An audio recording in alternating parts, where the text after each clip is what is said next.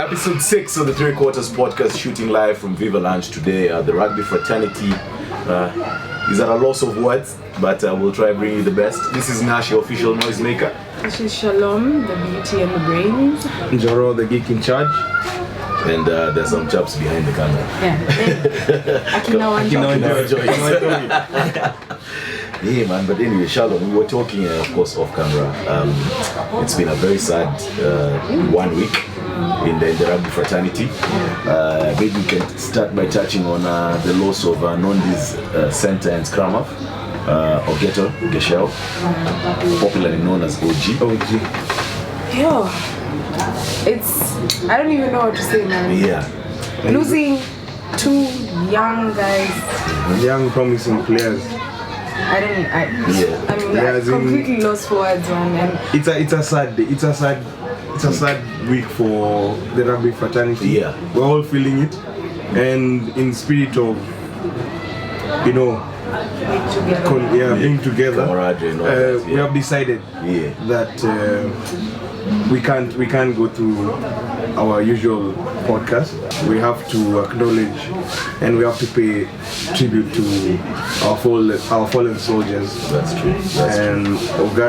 Ogeto Gecheo and Victor Wayodi. Yeah.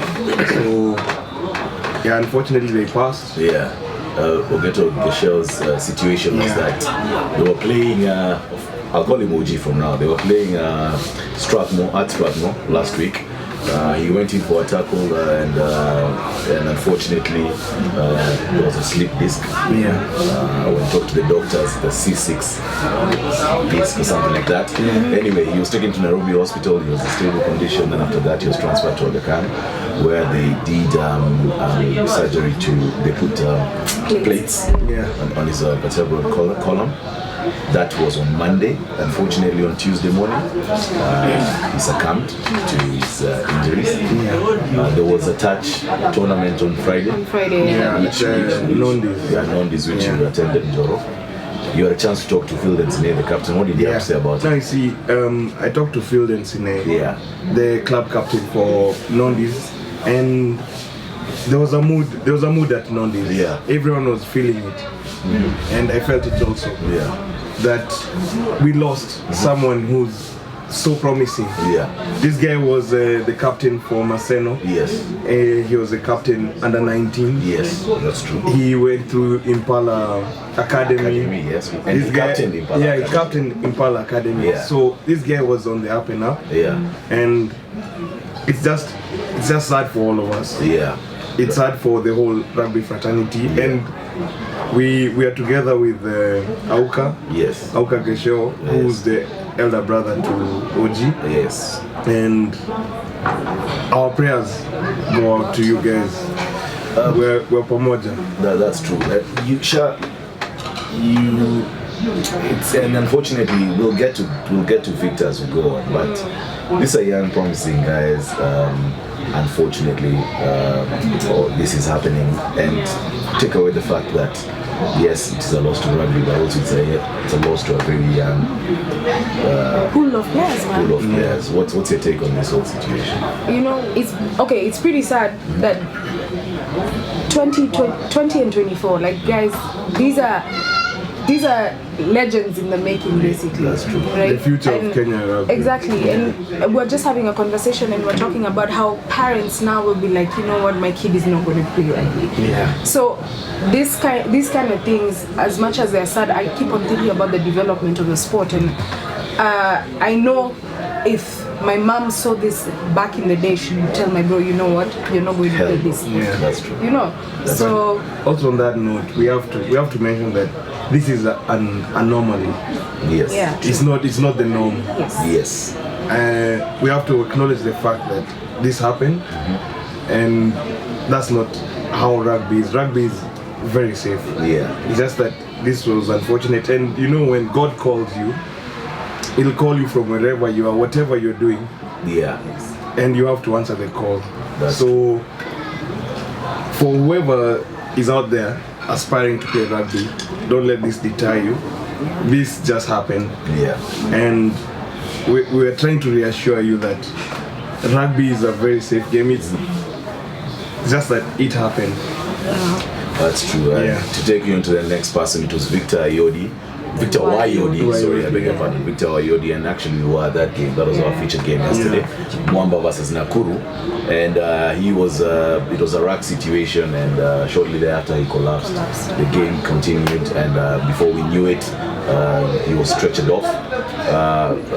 Weird thing is that we just had a moment of silence before the game started for OG, and as he was being stretchered off, and as is always with the rugby community or the clubs, and they clapped him out. Sadly, shortly thereafter, we were informed that he had passed on.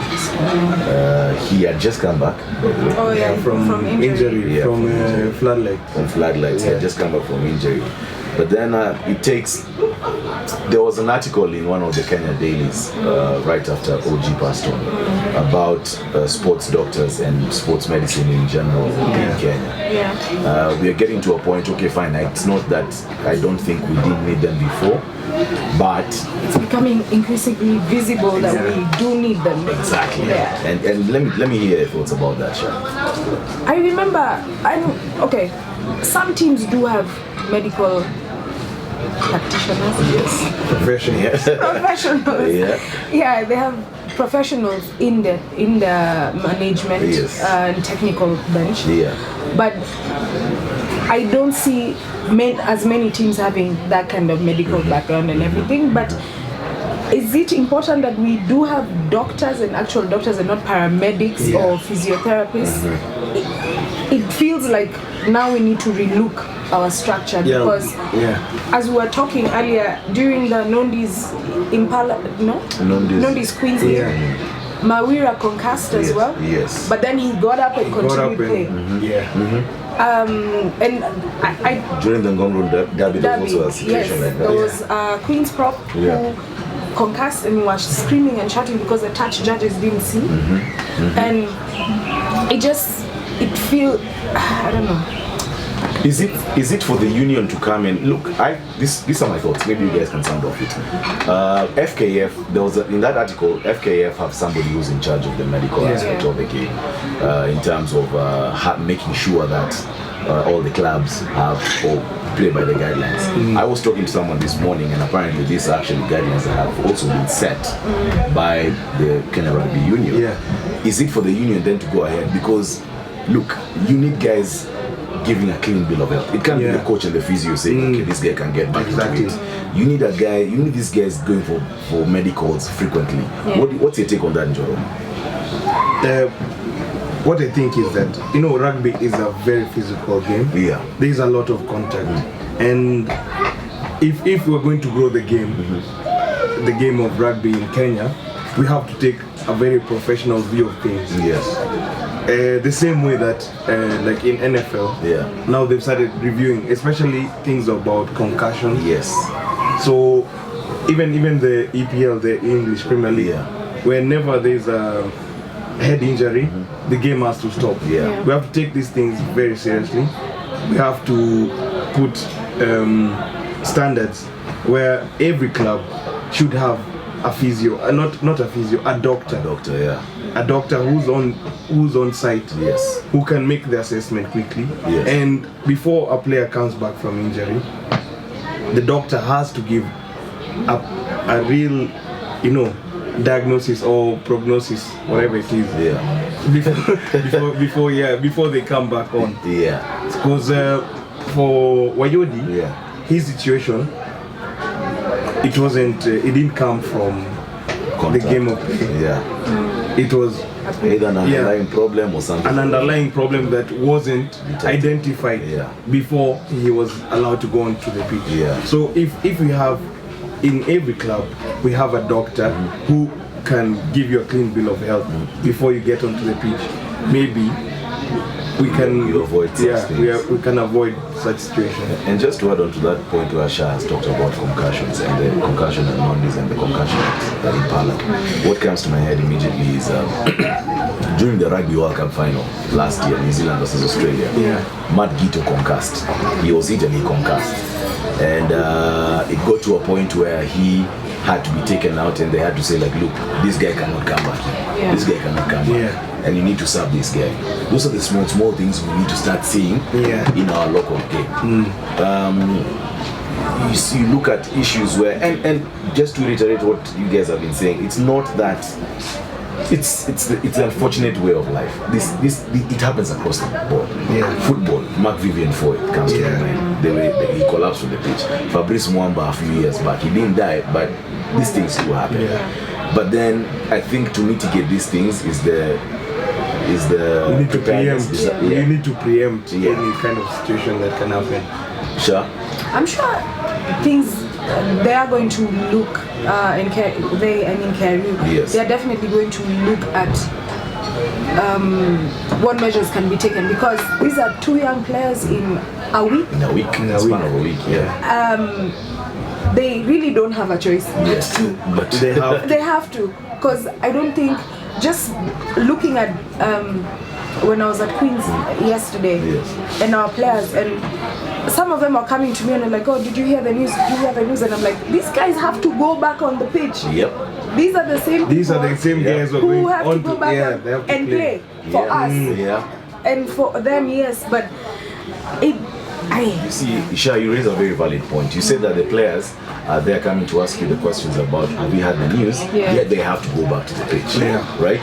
Look, we're not asking the clubs, we're not asking the union to give these guys, or give these guys X amount of money. But look, these guys are putting their lives on the line. In every sense of the word. These guys are going to play that game. These guys may get injured, and unfortunately or fortunately for the game as is right now, it's getting very physical. Right? So this thing of doctors, it needs to be really, need to really think about it. Exactly. And just to weigh in on that point, the way that now guys, the SNC, the strength and conditioning is growing. Guys are becoming stronger. So everyone has to become stronger. Not just the players, but also the management.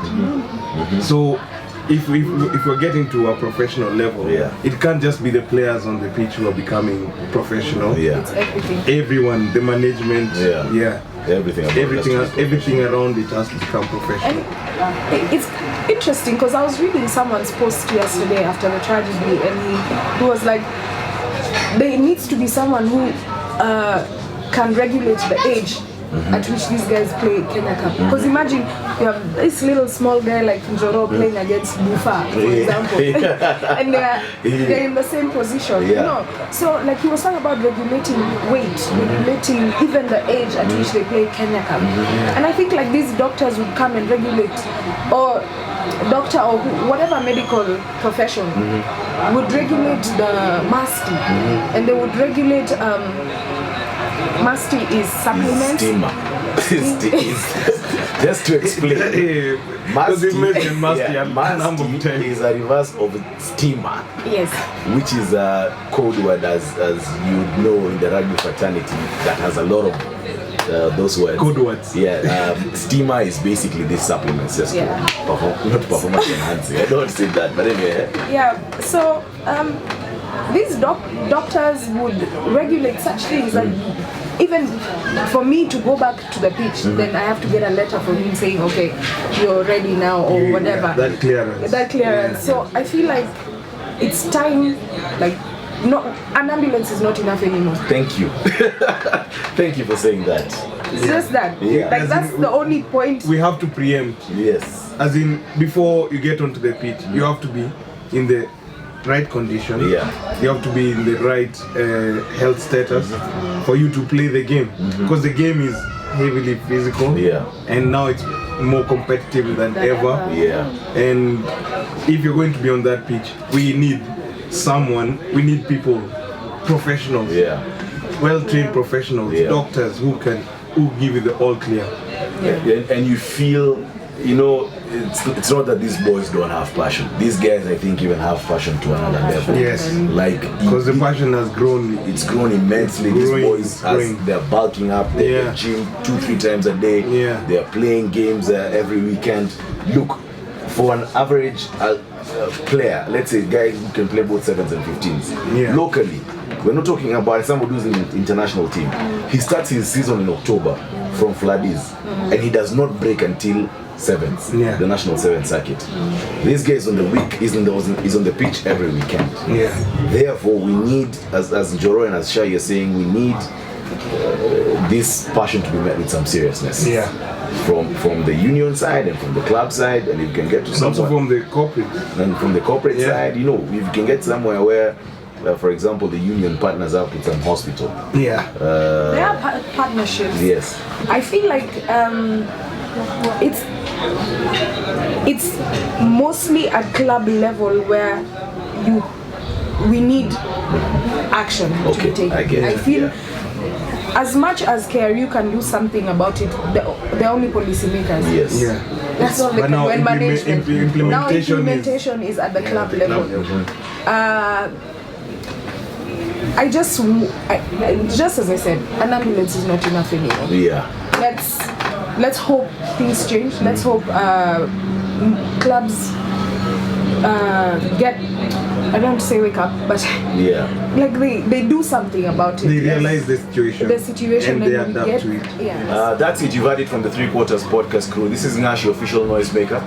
Zoro, the geek in charge.